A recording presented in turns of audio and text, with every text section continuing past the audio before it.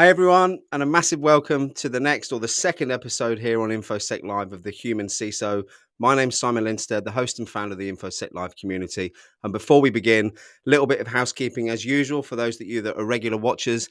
Please like and subscribe. And we do try and make these events as interactive as possible. So make sure you drop any questions in the chat. And a bit about the InfoSec Live community quickly for those that don't know who we are. We're an independent social network community of 3,000 cyber professionals, all sharing best ideas and practice. And we've been creating content now on YouTube for just under a year, and super excited to announce that as of last week, so I've got a fly in here that I'm not going crazy, we've now qualified for the YouTube Partner Program with over 2,000 subscribers, 5,000 hours of content viewed. So a massive thank you to everyone in our amazing community for supporting us.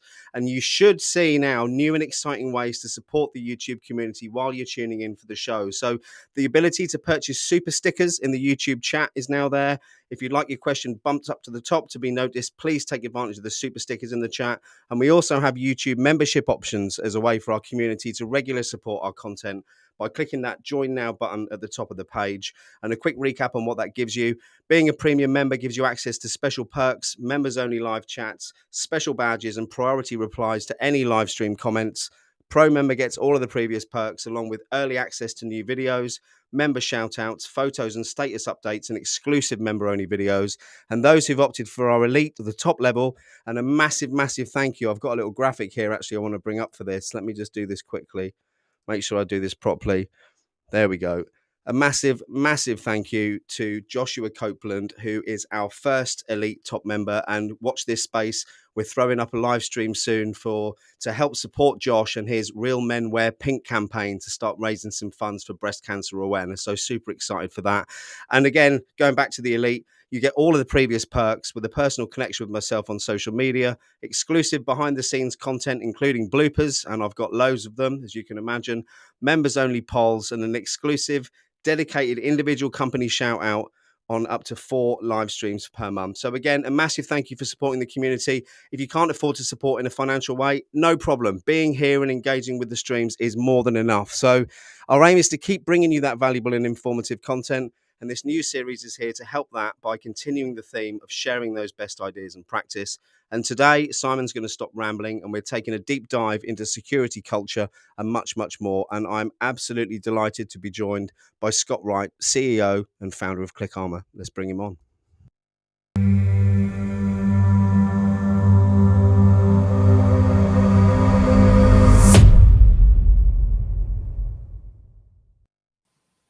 Here he is.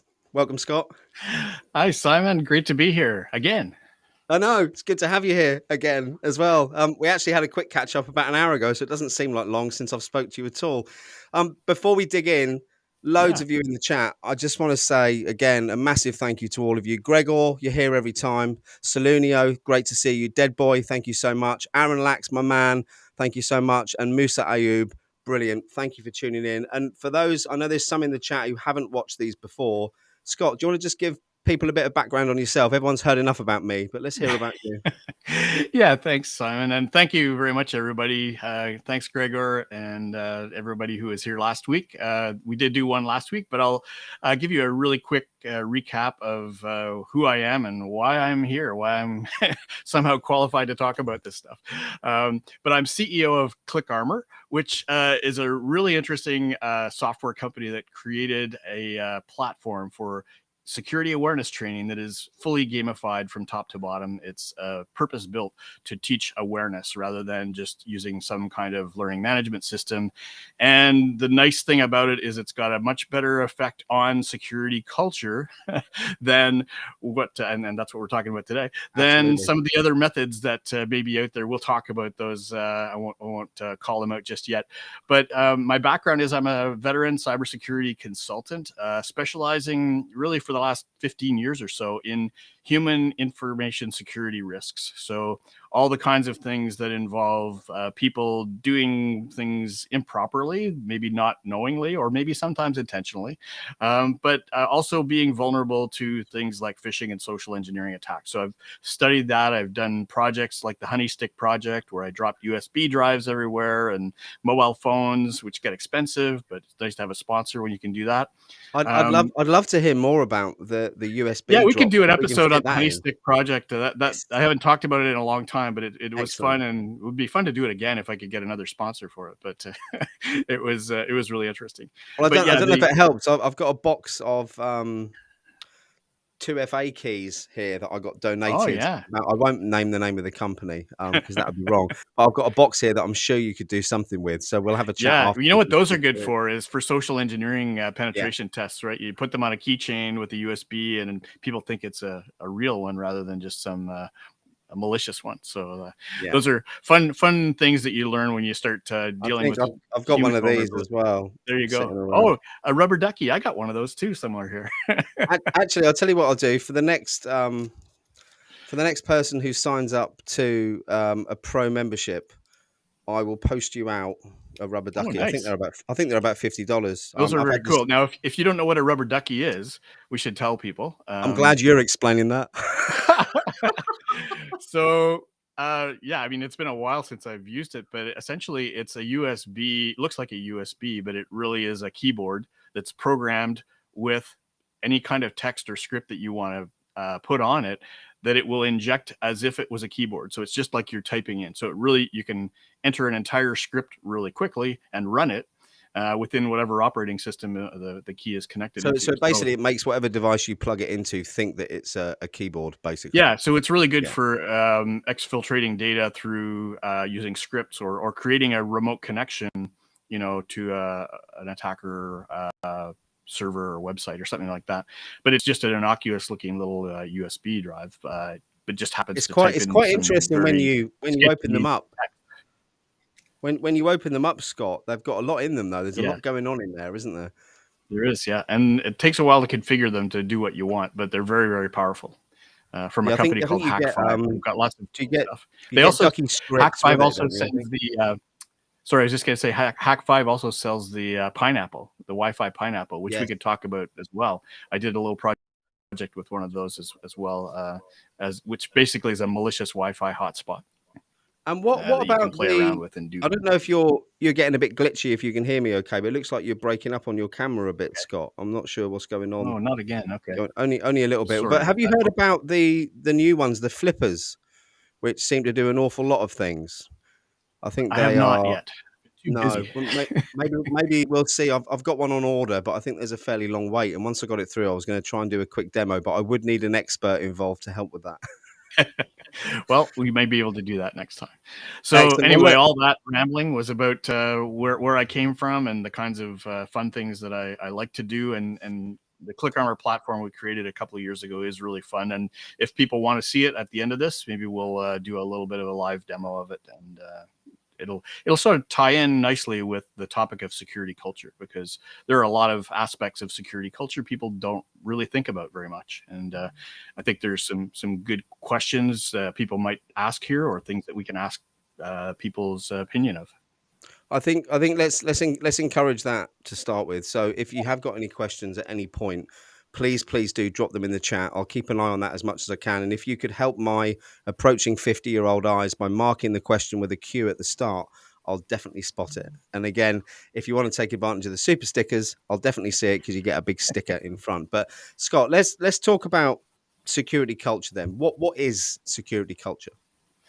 Wow, it's different for almost every different person. But what's nice, I actually recently read a book called The Security Culture Playbook, written by Kai Rohr and Perry Carpenter. Many people here may have actually read it, and I actually recommend it.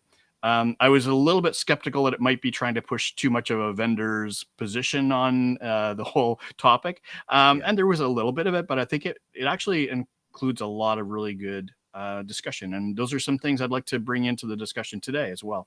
So when you talk about what is security culture, as I said, it means a lot of different things to different people.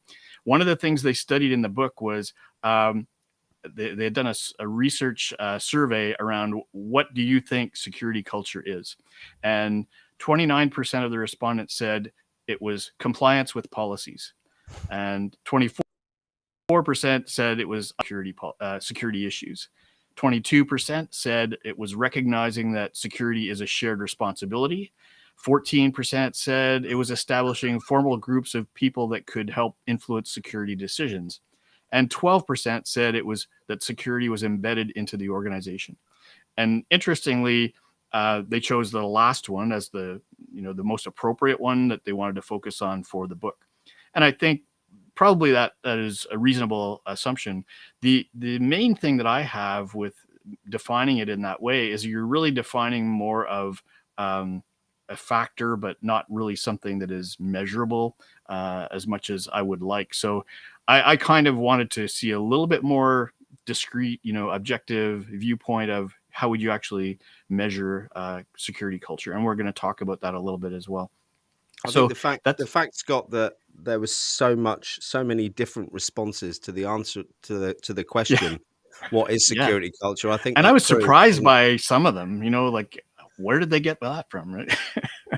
I So just want to point out that Dead Boy in the chat said that yeah. we're giving off some serious Max Headroom vibes, and I don't know Oh, if you can sorry about that, remember. folks. Can I you don't know. remember Max Headroom, Scott? Oh yeah, yeah, for Yeah, I sure. don't know if I can do the head glitch for you, Dead Boy, but Yeah, yeah, yeah. It's double max. Yeah, yeah. yeah, brilliant. Um, Sorry, go on. I have to do some serious work on my my fiber internet connection, which is supposed to be really fast, but it's apparently not. So I So I think apologize you're for that. okay now. It seems okay. Yeah. Okay. So the result is we did have a lot of different responses on what is security culture. I actually, when I did my talk last time, I sort of discussed this a little bit in the model that went around the circle of risk. So we have the governance that starts out with decisions on investment, going to people, process, technology, and that really results in some output or an outcome that is affecting the risk, and that risk feeds back and has to be factored in on future investments. But when it comes to security culture, my view is it's really just the sum total of all human to human and human to technology interactions, right? So it's everything about what we do, and that's maybe not as measurable as some of the things that we put here, but the result from that culture is really then, as I talked about last week, an ultimate level of vulnerability that affects the risk of the organization. So I think that security culture is not exactly security awareness, or it's not exactly human vulnerability, but it definitely factors into those outcomes. So it's still a very vague topic, but I think it's something that we all kind of recognize as being an important thing that we look at to say it's a good culture or it's a bad culture. Yeah, I think I've experienced all, and not necessarily just in the security space, but culture is so important within organizations, and it does tend to be led from the top, doesn't it, Scott? And I think that's part of the discussion is getting the C-suite and the leaders in the firm to engage and buy into the fact of how Yeah. important that is. And we see it in the press every day, more and more firms who aren't prepared, who haven't got that security culture. And it makes you wonder what we need to see for people to start sitting up and listening a bit more, doesn't it?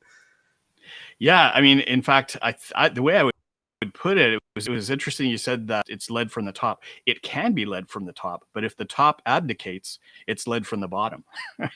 and that means if the top level executives don't really put any thought into what they want the culture to be, or what kinds of decisions they make impact the culture, then people will make their own decisions, and there will be behaviors developing that you didn't expect or didn't want. And so I think you're right. It can be led by the top, and I think in a good organization with a good security culture, it is led from the top for sure. But one thing that the book said that I thought was really true, and that is every organization has a security culture. It's just whether or not it's a good one. Yeah. That's a very good point. Yeah. Wow. So just quickly in the chat there, I want to say a quick thanks to Gregor for the super sticker. Really, really appreciate that. And Moose has made a comment down the bottom there: leaders only buy in after a breach rather than being proactive. And it does, maybe not all of them, but it definitely does seem that. We've got a question as well from Dead Boy. Yeah. Question for Scott. Let me bring that one up so my aging Yeah. I eyes love can this see that. question. There we go. As a security leader active in the community, we often hear others in the industry say, people are, oh, I hate that. People are the weakest link. I detest this too, Dead Boy, but how do you combat it? Yeah. That's a I really mean, good question. the statement "people are the weakest link" is just trying to characterize the type of vulnerabilities that exist in the organization, and it's a matter of whether or not you are showing any respect to the people in the organization. When you call them the weakest link, they may take that the wrong way. I think the intent is, what we really mean to say is, they are the most likely vulnerability that an attacker will target. Yeah. That's So and surely then, as security professionals, it's our job to make sure that they are aware and they do understand, rather than just saying they're useless and they'll never get it, which I think is a common thing. Yeah, absolutely, absolutely. I think there are definitely different schools of thought, from security professionals I talk to, and many of them will say, "Well, we shouldn't have to worry about what the humans or the employees are doing. They shouldn't have to worry about clicking on a link." And we may have talked about this last time. I don't think that's coming anytime soon, No. right? That level of technological advancement, and so we're really just talking about vulnerability. And there are so many different paths an attacker can take into the organization. And sometimes it's complex, a series of events where we talk about the kill chain, the different opportunities where you could stop an attack. And certainly the humans are maybe one of the points where attacks are most likely to succeed. Yeah. And so, the characterization of humans as the weakest link, I don't mind it personally, but I think it can be offensive to people when you're calling them weak, right? So we just have to be a little bit careful on how we describe it. But I think it's also a matter of whether we're blaming people or blaming the organization. It's like everybody has a responsibility for security in the organization. I think we all recognize that. And then the question becomes, how do we get people motivated to recognize that they have a responsibility that impacts them personally in the long term? Sometimes people are just thinking so short term that they don't have time, or they have never thought about the fact that if they create a breach that's so bad that the company goes under, then they're going to lose their job, right? They Yeah. don't even anticipate that that's a possibility. So they have to be brought in step by step to recognize.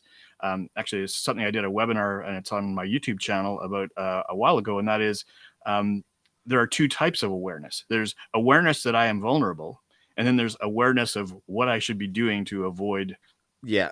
being victimized. And I And so think go I ahead. think Dead Boy must be reading my mind, because he keeps putting comments in just before I say something. And the thing I was going to say, which is similar to what you said, Dead Boy, is that surely your employees should become the first line of your defense.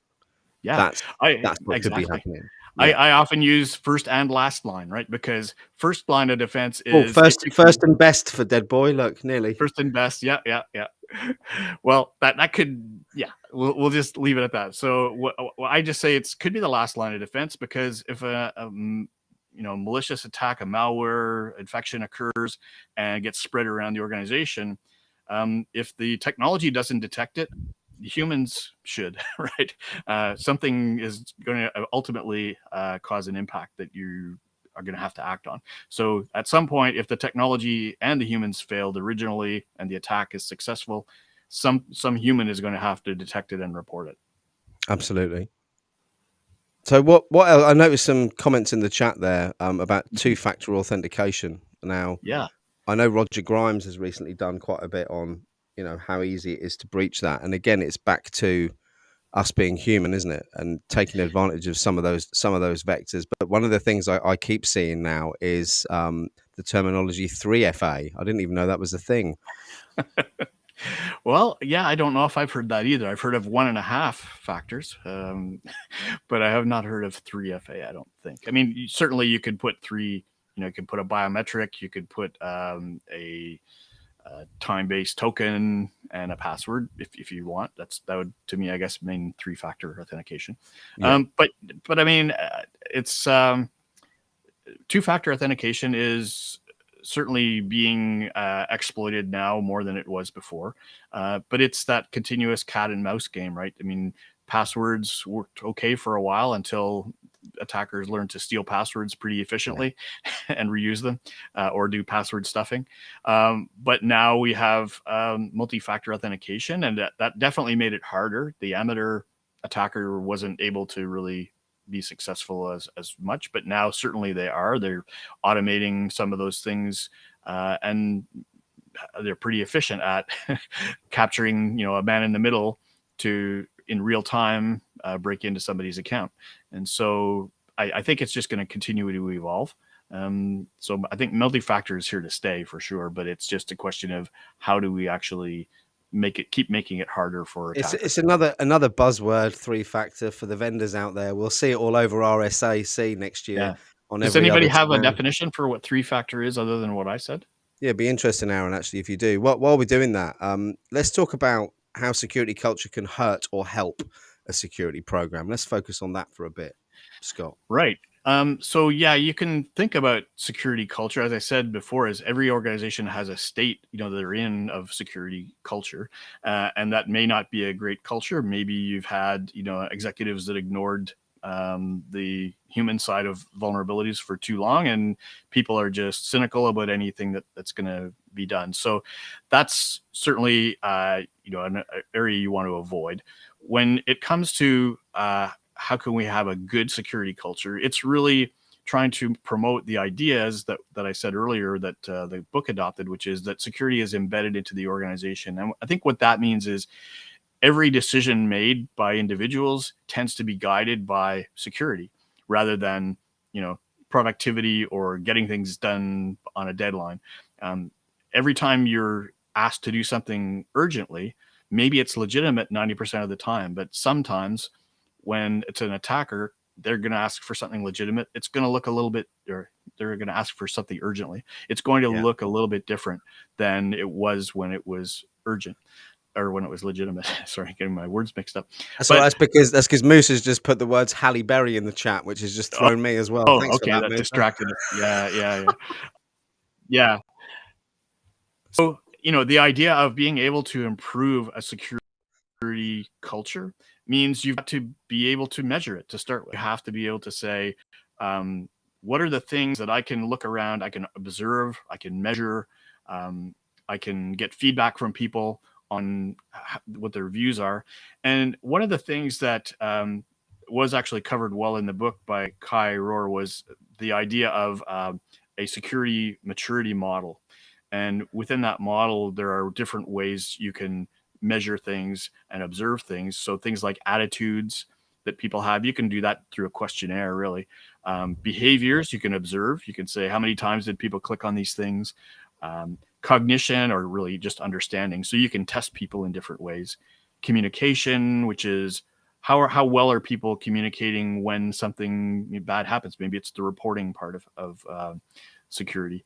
And compliance, you can measure non-compliances again, and the norms and people's responsibilities. So if you have things defined well for people in terms of their responsibilities, all these different dimensions sort of provide a perspective on what the security culture looks like.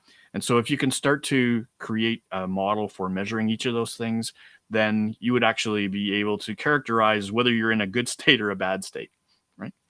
And that's typically where we would start. And I am totally in agreement with Kai and Perry on the framework that they put forward in the book from that point of view. So how can a decent training program help with that security culture, Scott?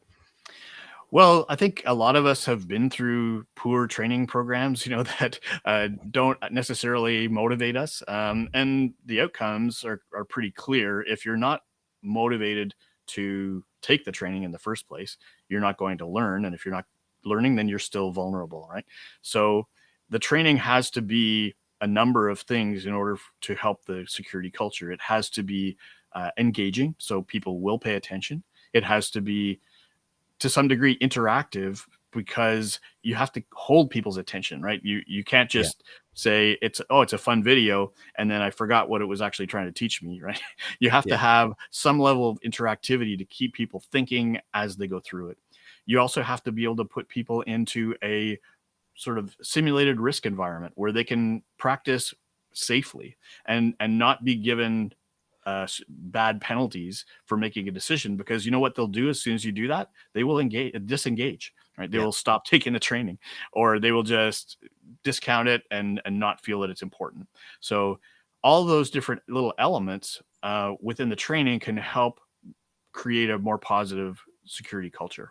I suppose the other point that you mentioned last week was around relevancy of training. You know, there's Hmm. lots of different roles out there, people doing different jobs, and not the same one size fits all approach clearly isn't working at the moment. So I think the fact that it's tailored can make a difference, can't it? Absolutely. People, if they don't recognize or see themselves or their situation in the training, again, it becomes irrelevant, like you said, and they will discount it, if not start to ignore it. I like Dead Boy's comment about the carrot and not the stick. We talk about that a lot with our customers because it's not always about the technology or the platform. We can provide carrots in the platform to make it more fun and engage people better. But there are some holdouts who will never complete the training unless you use the stick, Yeah. and that's actually a management problem. We're not going to deploy the stick within the training. It's got to No. be it's got to be done from, as you said, the top down. And so it's really a mix between the carrot and the stick. Use the carrot as much as you can to get as much participation as you can, and then you need the stick to get the people over the finish line sometimes. I suppose relating this point from Musa, do you think the focus is more on having tick box frameworks rather than actual processes? Going back to the other one, processes and procedures, you could relate this to training as well, though, couldn't you? You know, it's Oh yeah, absolutely. unless the leadership in the organization has belief in the training themselves, I Yeah. think it's a struggle to then get the staff to engage. Yeah, for sure. The checkbox is a big problem because where I come from in my past years doing risk assessments, we talked about assurance, and assurance means how confident am I that the measurements I'm getting are true, or Yeah. that they will actually be reflected in reality. And so when you do training that people can just click through, or they can start a video and put it up in the corner of their screen and go and work on other things, there's no assurance that even though they completed it, it's going to actually change their behavior. And Yeah. so that's a really important problem. Similarly, and you'll hear me mention this occasionally about live phishing tests, especially if you follow me on LinkedIn. Yeah. I've been on a bit of a run on why live phishing tests suck this week Yeah. or this Oh, month. go on, please, Um, please expand. well, I want to hear from as many people as possible. Connect with me on LinkedIn. Tell me your stories about why phishing tests suck. I really want to hear more about that. But Let me drop that, your link in. yeah, for sure. And the reason there is, again, assurance, because I don't know exactly who's driving it. I'm trying to find out. And again, if anybody can reach out and connect me with either the auditor framework developers or the insurance questionnaire developers who say you must have live phishing tests, right? If that's what you're basing your insurance risks on, then you might be at more risk than you think you are, right?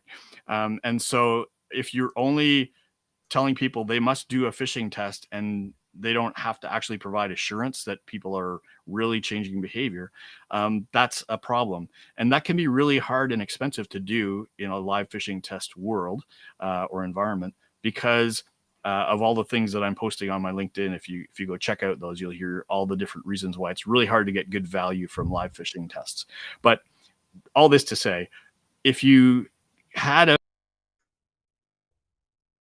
Oh, you're frozen. would provide better assurance. So, You're for back. example, you could Oh, he's gone. Keeps doing this to me. Did this earlier as well, Scott. Let me bring you back on. Hold on. tell Stop me when running I'm back. away. Oh man, I'm your troubled child, I guess. I've got 6 already. I really don't need another one. I should Yeah, just repeat, I love my children. I love my children. I love my children. There we go. yeah. That's cool. So, I mean, I don't want this to be how people remember me, but I guess that's the way it is, right? I That want it is. I wanted to I'm just always say a disconnecting. big shout out to Steve in the audience, a future guest coming on the CISO experience. Thanks ever so much for joining today. And I see that you need a fire Elmo emoji. I have got space for an extra custom emoji on this stream. So by the time we get to your episode of the CISO experience, I'll make sure we've got an Elmo fire emoji for you, Steve. Thanks for tuning in. Sorry, Scott. Back to you. Do you mind if I throw another question at you? Is that all right? Yeah, go ahead, sure. So we've talked about the importance of having the right security culture, but who's ultimately responsible for managing that? Wow. You know how to ask the tough questions, don't you? Sorry. Yeah. It's Well, because I don't have to answer them. That's why.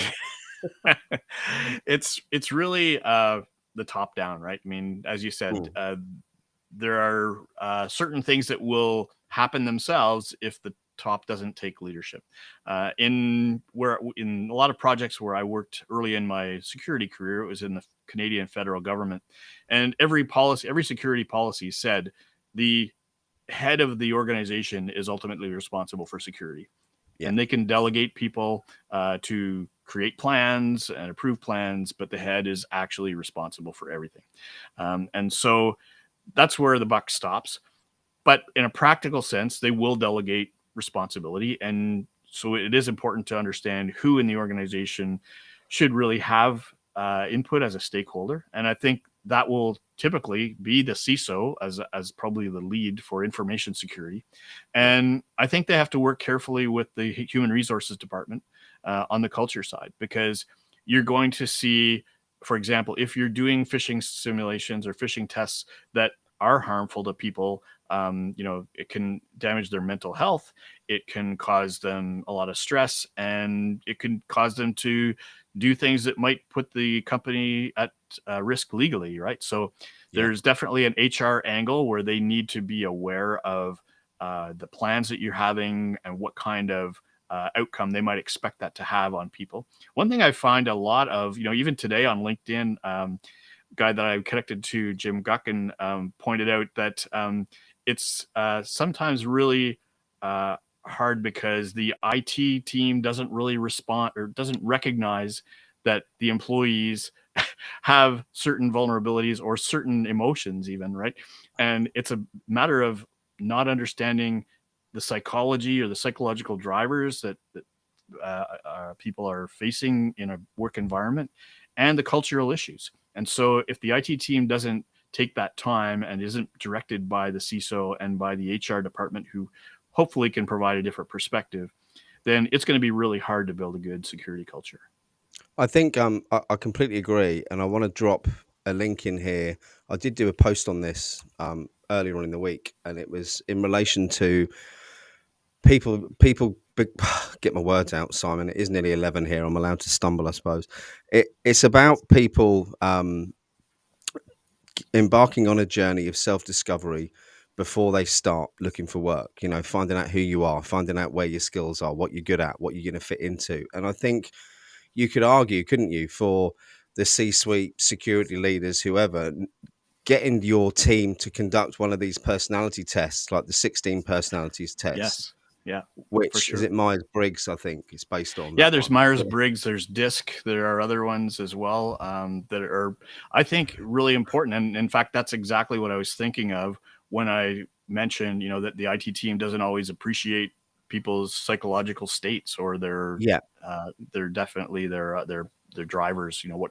What causes them to I mean, take that's actions or a make lack of decisions. empathy problem as well, though, isn't it? Let's be honest, which is Yeah, I rife mean that can everywhere. come from overwork. I've heard posts recently about why do CISOs get so stressed, right? Nobody understands. Did we talk about that last week? Like compared to I us. think was last week was the Joe was his name, wasn't it? The former Uber CISO who had a Yes, yes. really bad day Joe last Sullivan. Yeah, Thursday. yeah. Yeah. Yeah. Well, So I think we might. he'd been in court for a couple of years, right? And Yeah. just the decision made. But we actually covered this on the Shared Security Show, which is a podcast that I do weekly with Tom Eston and Kevin Johnson. We And where talked is about that? that Where this can week. we find that, Scott? It's called sharedsecurity.net. And get it in here.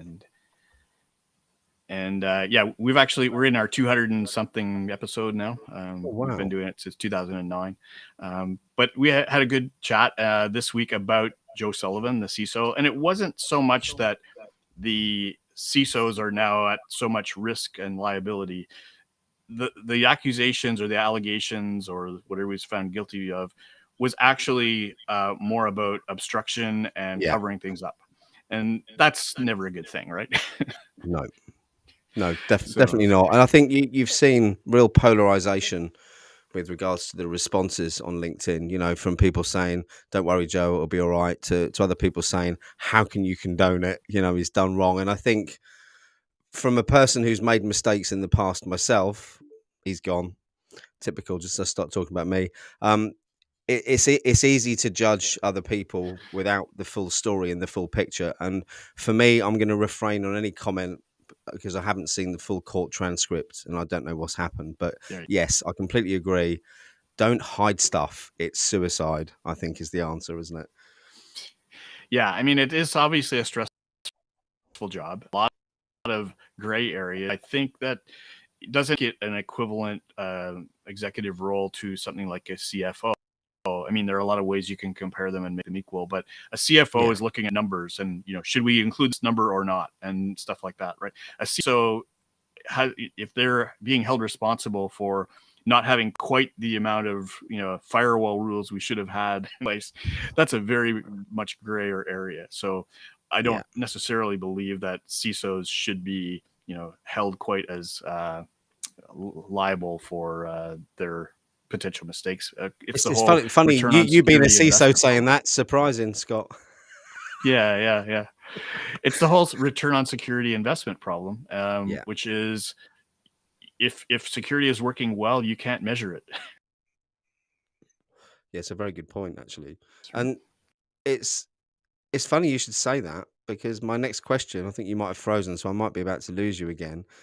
Yep, there you go. You'll be back though. You'll be back. I know you will. I'm going to complain to your broadband provider, by the way, later. I'm going Yes, to send a please do. message in. Please do. Yeah, please name Um, and shame, Scott. We can moan about yeah. them online.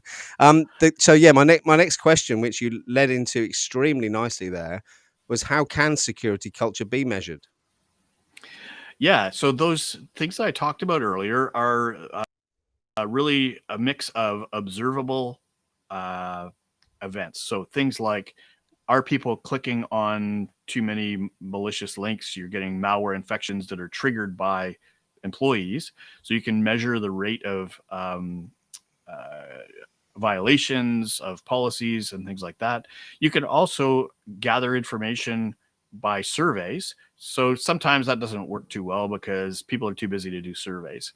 One of the nice things that we actually put in the ClickArmor platform is embedded survey questions. So as you're doing a game or a lesson, you may just realize, hey, I just got some points. And then you're asked a question, anything?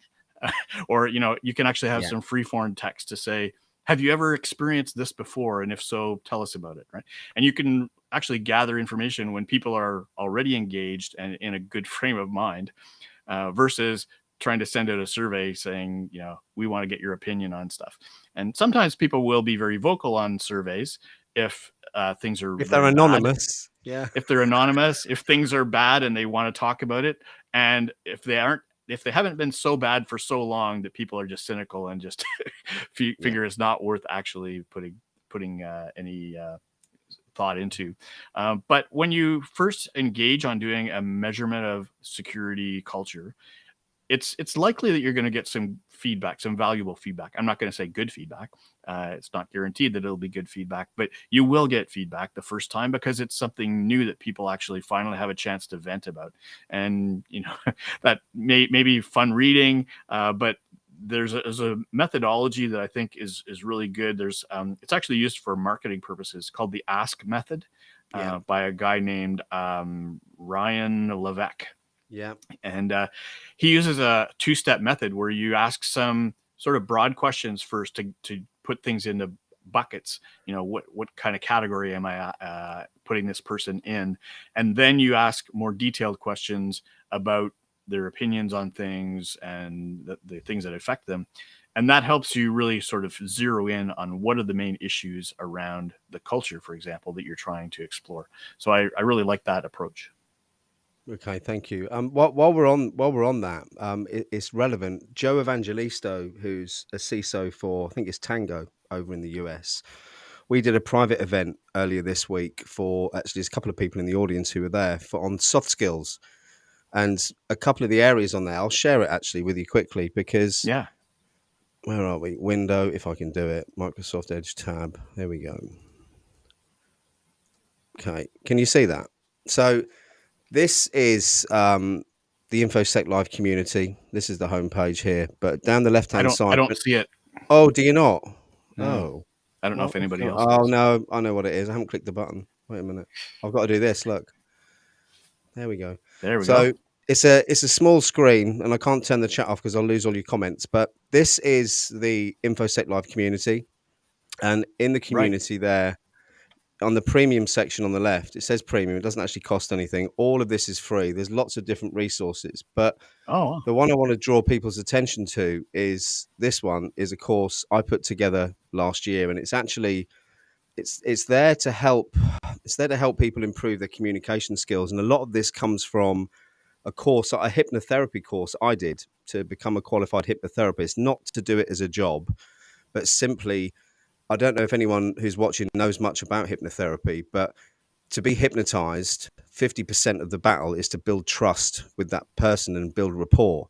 And all of the skills that I learned within that course and in the last 30 years of sales, I've tried to put in here. And there's a whole section about building self-confidence, building rapport, mirroring body language, a bit about what dialogue is, and actually having a conversation where we're both listening to each other and engaged, and we both kind of looking for the same outcome rather than a Right. conversation, not a dialogue where people are waiting to be able to jump in the next word, which I'm guilty of sometimes. But there's lots in here, and there's another bit about listening skills and the importance of active listening. And the reason I've shared that just now, I'll take it off the screen, but Mhm. I've shared it with you because if there's anyone watching who are looking to try and improve those and haven't got the great soft essential skills, it's only about an hour long course. Please do take advantage of that in the InfoSec Live community. I'll drop the invite link. Here we go,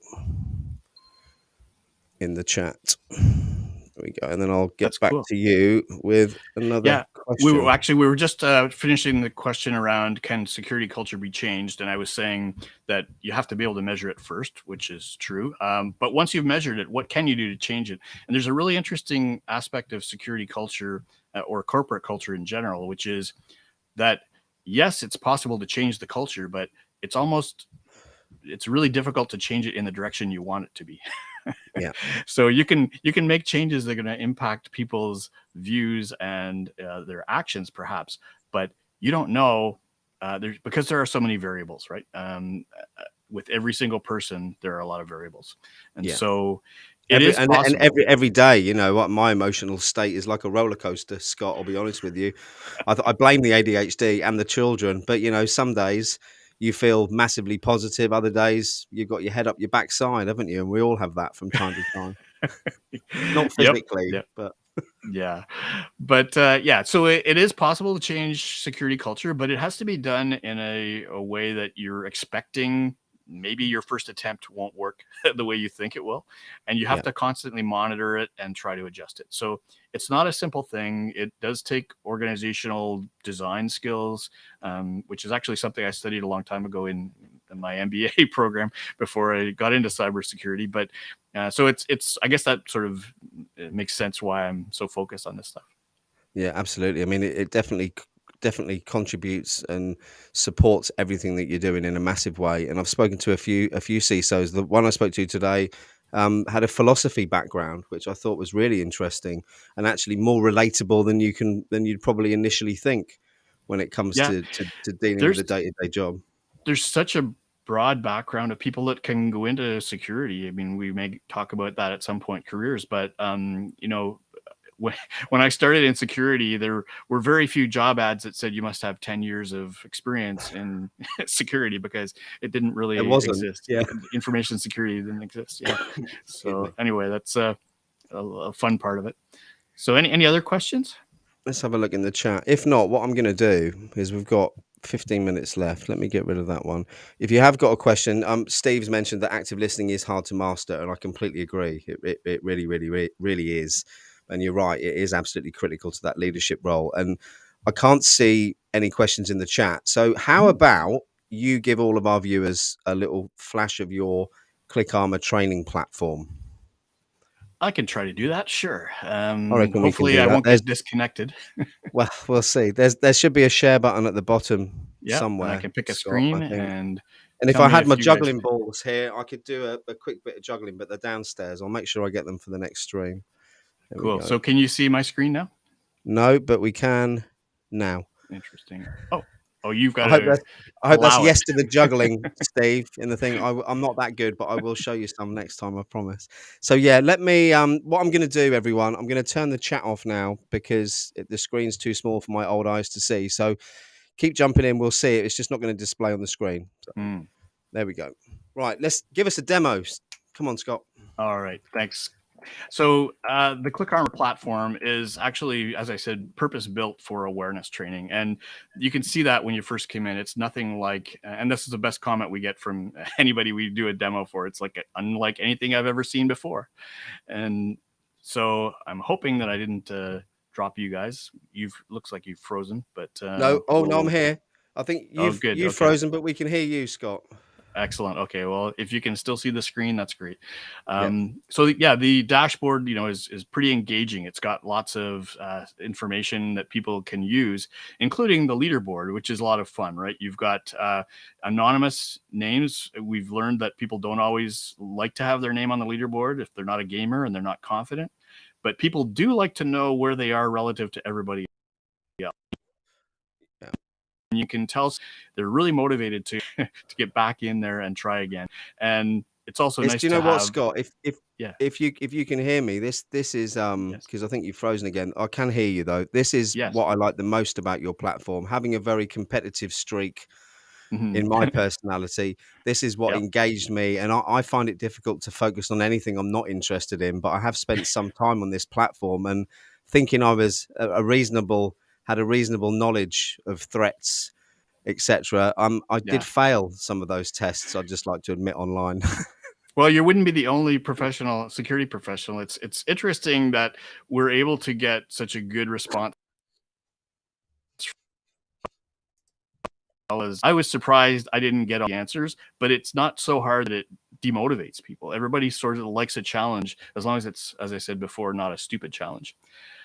Yeah. So when I'll just take you for a quick tour into our phishing course, which is fun as well because it is structured in a way that breaks things down so people can learn about, instead of saying be suspicious of, unexpected emails. Well, what does that mean? So we actually take people through the sender information, the links, the body content, and how to analyze each one. And after each one, we do a little simulation, which we call a virtual inbox simulation. But before we get to the simulations, we actually use what we call learning challenge model, which allows people to, they can just guess if they want, but they can also explore and learn more and get more points as they explore. So that's really Excellent. a fun way to actually get people's engagement and build their confidence. And then when they've actually gone through that, I'm going to take you right to the end so you can see what we do sometimes is we hide parts of the email that we can Yeah. get people to, oops, sorry, hopefully this will load.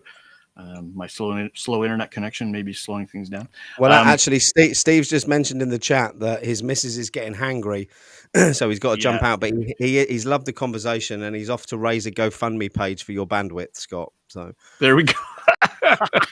Well, yeah, I won't take that personally, It's so just to finish off this, I don't want to hold people for too long, but the simulated or what we call virtualization is really different. This is rather than attacking people, we're immersively taking them into an inbox where they can explore, the links, the senders, and make choices about what's safe or suspicious, get feedback. So this is really the key and the heart of the whole interactivity things to keep people engaged and really let them test things in a safe environment so that they can get feedback without feeling stupid and have a little bit of fun too. Because if, for example, this is a fun one because she is working in a remote office, getting a call from the security office saying there's a virus on the loose. We need you to download a patch so that you don't get infected.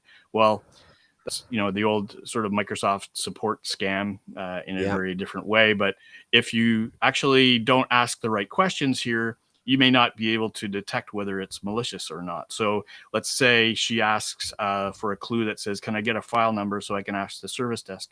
That's the right question for her to ask, but the answer she gets back is, "Sorry, that's classified information." which is pretty suspicious, right? You should Yeah. be able to get a service desk ticket. So then they say, do you want to trust me or not? And if she said, I don't think so, she would get points because she shouldn't trust the guy. But if she says, okay, I'm going to go ahead, then, she gets some ransomware, right? Now, Love she that. doesn't lose a life. She doesn't lose points. It's just a fun way to say, hey, you know what? That was not the right answer. And we'll give you some feedback a little bit later about, what you should or shouldn't be doing. So this is our social simulation environment, which really lets us simulate everything outside of phishing. Whether it's text or voice or in person. This is the kind of stuff that is really powerful for engaging people to learn and simulating this. So if you imagine when I talked about assurance, if we can measure how many times people get these things right, rather than just whether they clicked on a link in a test message once a month, right? Yeah. There's a huge difference in the assurance level there. So I'm going to It's the stop whole sharing now. it's the engaged learning process though, isn't it, Scott? Yeah, yeah, Having something that's gamified where there's a leaderboard, I think it's got massive benefits to it. And again, it was the irony, it was the ones that you were just demonstrating them that I'd slipped up on. And if I cast my mind back 8 years to no 6 years, let me get this right. yep. When my wife was my office manager, we had a 3 week spate of email attacks to her Oh boy. asking from me, with the masked email, asking to transfer funds quickly. And on Yeah, one yeah, occasion, she was this close. She sent me a message saying, "I'll do that for you now." And if I hadn't yes, have read that text message from her, she would have yeah. transferred £10,000 to a different Yikes. account.